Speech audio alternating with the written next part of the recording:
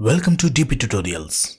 In today's tutorial, we will be diving into a common Excel challenge, separating numbers and text within a cell using VBA code.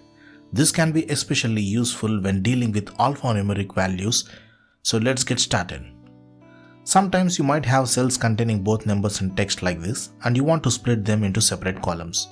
VBA allows for more customized and flexible solutions. Let's dive into the VBA editor now. You can access it by pressing Alt plus F11. Let's write a simple VBA macro to separate numbers and text. I have written the code like this. You may simply copy this and here add a new module and paste the VBA code.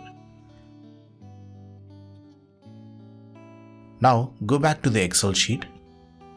In the cell D5, type the formula as equals to separate text and numbers.